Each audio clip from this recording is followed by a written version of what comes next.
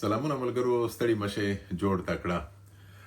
غواړم چې نن په کیسو غږیږو، په لنډو کیسو. البته کیسه یا نقل څه شی دی او د عادي لیکنې سره څه فرق لري، په دې اړه د کیسه لیکوال عبدالوکیل سلیمان شینواري سره غواړم وغږیږم. دی د کیسو ماستر دی په اصطلاح. د کیسې خوږې دي، اسانې دي او تلوسه لري. سلیمان صاحب، اول خو دا راته ووایه چې کیسه له عادي لیکنې سره څه فرق لري او څنګه یو څوک کولی شي چې کیسه لیکوال شي؟ اسانه ده، سخته ده، خواري غواړي که څنګه؟ تاسو مننه. کیسې ماستر نه یم.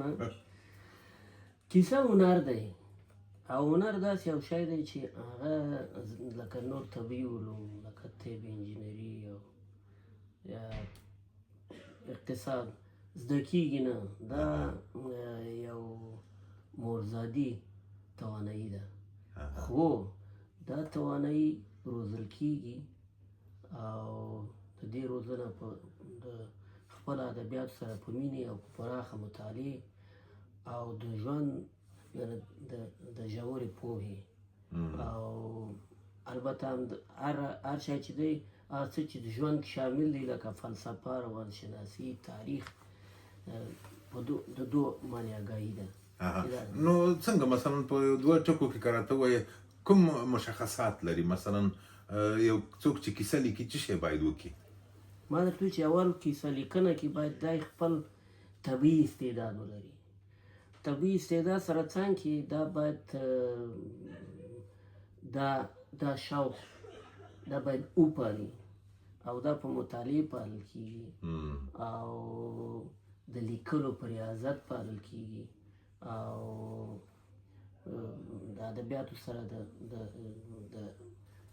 د متواترې رابطې باندې دا پالل کېږي. او د کیسې ژبه بیا څنګه؟ مثلا ستا په کیسو کې ژبه ډېره ساده ده، کلیواله ده، سوچه ده. دا د ژبې کارول هم خورا مهم دي نه؟ او د کیسې ژبه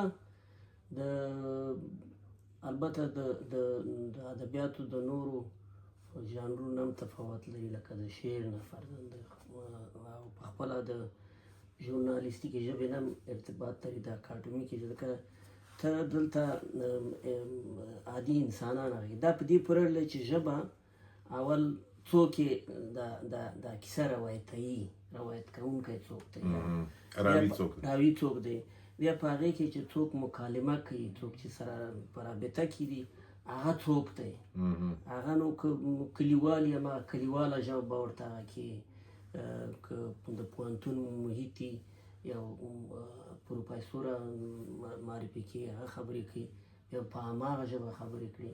نو دا د هغه پورې اړه لري، کرکټرونو په انتخاب پورې او د راوي په انتخاب پورې. ستاسو څو کتابونه دلته شته له ما سره او غواړم چې زما مینوالو ته، د یوټیوب مینوالو ته دا کتابونه په وار ولولم، خو غواړم چې همدغه د په اصطلاح په ثبت شوې بڼه له تاسو اجازه واخلم چې اجازه شته چې ولولم. خو له هغه نه مخکې دا به وروسته موږ د خپلو مینوالو سره دا اورو په ګډه له خیره. خو له هغه نه مخکې غواړم چې ته خپله یوه کیسه راته د خپلې خوښې وکړې او په دې هیله چې دا خلک حوصله ولري او ستا کیسه تر پایه واوري. بیا وروسته کیدای شي بل وخت بیا لږ څه په کیسو وغږیږو که نه. خو هغه څه چې تاسو نن راته وایي کیدای شي په بل پروګرام کې بیا له تاسو نه پوښتنې پرې وکړو په دې کیسه باندې. نو خوښه دې نه ده چې یوه کیسه دې واورو؟ ولې؟ نو کیسه دې کله لیکلې ده او څه نومیږي؟ کیسه خو مې فکر کړمه چې ډېره پخوا لیکلي او د کیسې نوم دی دیموکرات پلار. ښه، دیموکرات پلار. دیموکرات پلار. لایلومې روڼ اسمان او ځلېدونکي لمر ته نظر واچاو. له څنګ سره روان ځوان ملګري ته یې په داسې حال کې ور وکتل چې کرار یې د هغه د لاس له پونډو ګوتو خپلې نرۍ ګوتې خلاصولې.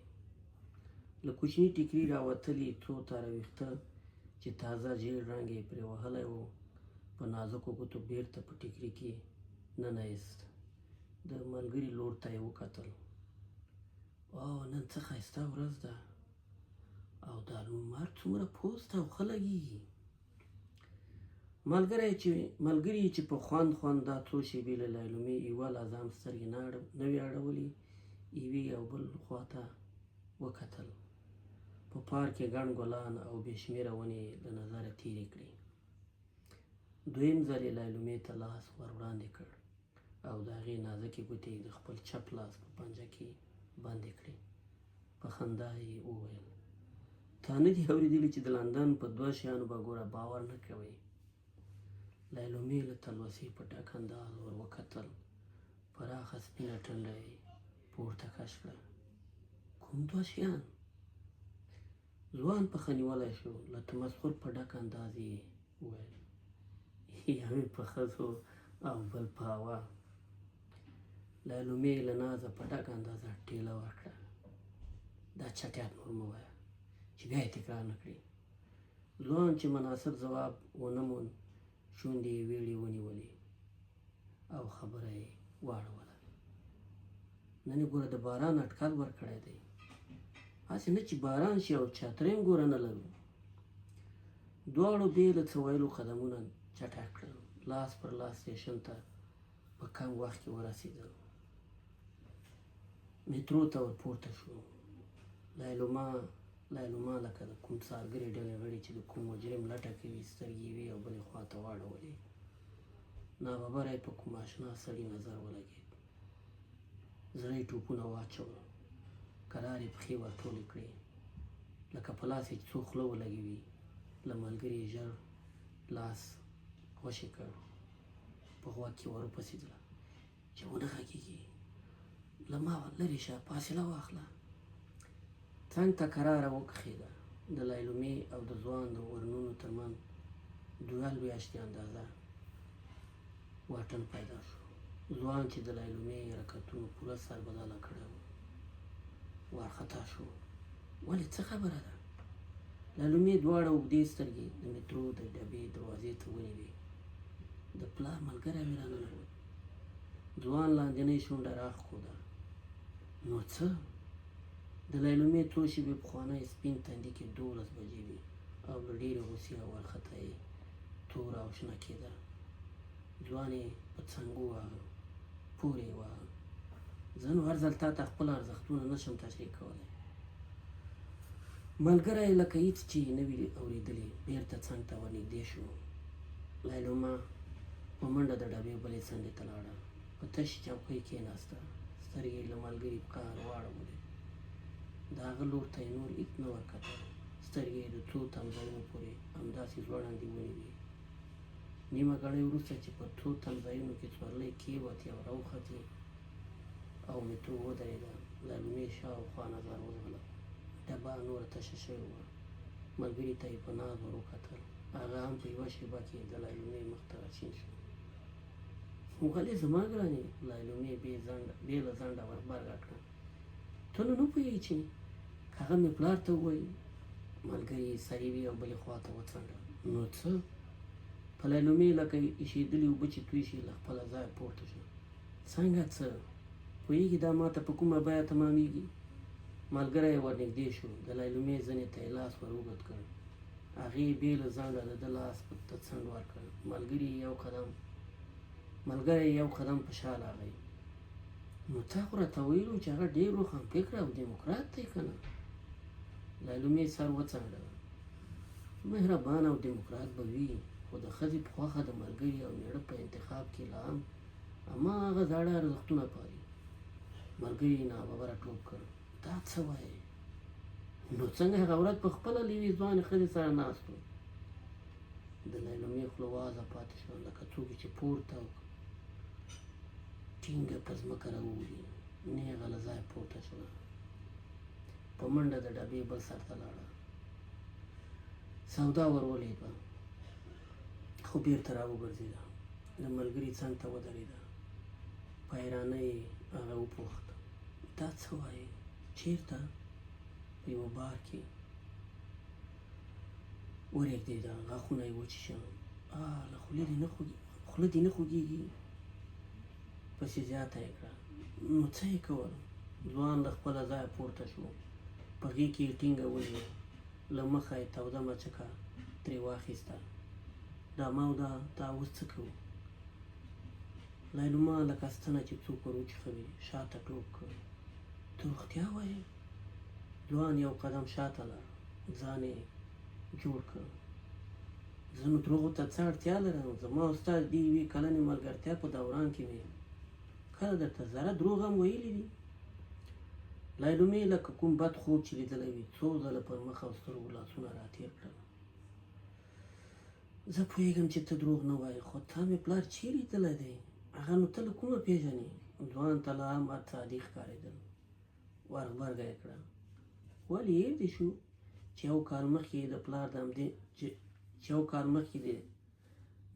پلار د همدې ملګري په څېر خپل پلار په یو پارک کې له لرې راښکاره شو، او چې ما او تا ولیدلو ته بیا رانه څنګه بې مخخې د سترګو په رپ کې غیب او الونیا شوې. د لایلوما له سترګو څو څاڅکي په غاښونو نه انګۍ ور راپرېوتل. په اوږدو سترګو کې یې اوښکې وځلېدې. ځوان چې د هغې له اوښکو ډکو سترګو ته په ځیر وکتل، ژر یې غېږې ته ورړانګه کړه. بخښنه غواړم که زه ستا په دومره پریشانه کېدو خبر وای، هېڅ مې نه درته ویل. لایلومې شېبه وروسته د ځوان لاس ونیو. نه، تا ښه وکړه. ملګری یې اک پک شو. څنګه؟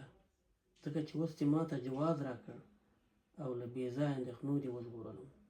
د ځوان په څېره کې خوښۍ منډه کړه. د څه شي جواز؟ لایلومې یې غېږ ته ځان ورنږدې کړ، داسې چې د دواړو ټټرونه سره ولګېدل. له تا سره د ناوخته پاتې کېدو او هر ځای ته د تللو، پوهېږې زه ستا په سترګو باور لرم، خو بیا مې هم زړه ته نه لوېږي چې هغه به زما له مور سره خیانت کوي. ځوان حیران ور وکتل. ته ولې داسې فکر کوې؟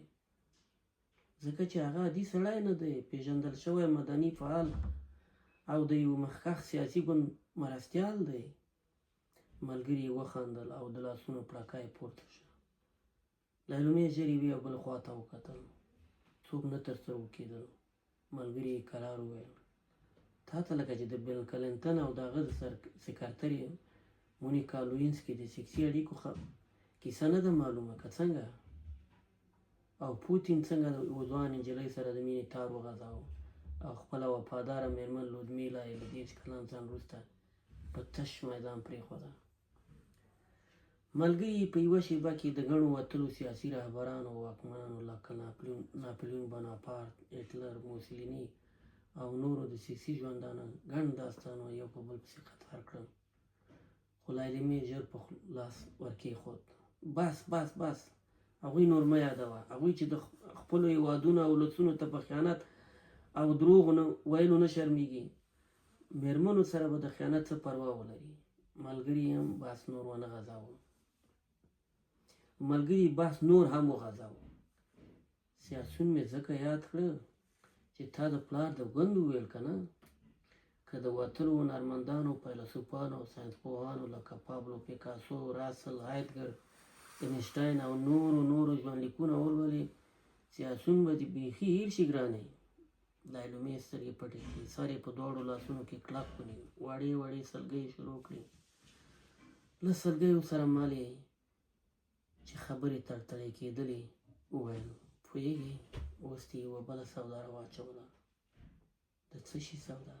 د مور. هغه څنګه؟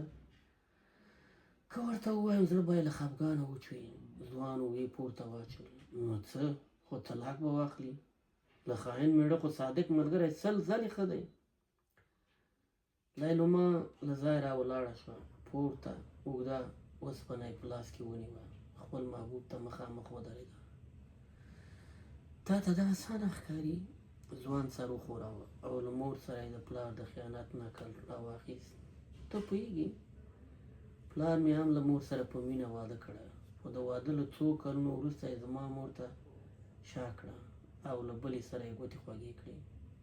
د لایلومې سترګې له حیرانۍ ډکې شوې. نو بیا دې مور څه سزا ورکړه؟ ځوان اوږې پورته ونیو. په غرور یې د مور په ستاینه ځواب ورکړ. همدا چې وپوهېده په لغته یې وواهه او بل مېړه یې وکړ. لایلومې سوړ اسویلی وویست. ای کاش چې زما مور د دې توان درلودی. ځوان بې ځنډه وویل چې پلار دې دا توان نو مور دې ولې ده؟ د لایلومې سر وځړېده، په ژړغوني غږ یې وویل پلار به مې لاړ شي، بله ځوانه ښځه به وکړي، خو مور خواره. له دې سره یې خبره ستوني کې وچه شوه، غېږ یې واخیسته. د ځوان وضعیت هم مخ په خرابېدی شو، غېږ کې یې ونیوه. د لایلومې زنه له ژړا سره کړپېدله. محبوب یې په تندي ښکل کړ، وبخښه ګرانې. لایلومه حواس بایللي وو، د خبرو توان نور نه و پکې پاتې. مترو هم ودرېده. ځوان کرار وویل راځه چې ښکته کېږو. شېبه وروسته دواړه پلي روان وو. لایلومې اسمان ته وکتل. 2 ساعته پخوانی روڼ اسمان و ستورو وریځو نیوله. د لمر هغه ځلېدونکې سترګه د وریځو منځ کې غایب او پټه شوې وه. ځای ځای د اسمان په لمن کې کمرنګه سپینو وریځو هم د تورو خواته منډې وهلې. زنګ وروسته پښه تیاره شوې وه. نري څاڅکي ورو ورو په ځمکه راپرېوتل. لایلومې کرار وویل وګوره نن اسمان هم خفه دی. څنګ ته یې وکتل، ځوان نه و. وارخطا یې په شا وکتل. د موټر تېز څراغونه په ځوان پراته وو. لاسونو کې د سوپ 2 ګیلاسونه نیولي وو. مننه. کور ودان نوم یې څه و؟ دیموکرات پلار. نو قضاوت دې زموږ کتونکي او اورېدونکي وکړي. انشاءالله بیا به هم درته نورې کیسې د سلیمان صاحب د ده له خولې او زه به یم کله کله درته وایم چې د کیسو د اورېدلو، د لوستلو او د لیکلو بالاخره شوق در سره پیدا شي. د کیسې لیکل به آسان نه وي، خو په هر صورت مننه سلیمان صاحب. کور ودان. مهرباني. روغ اوسئ.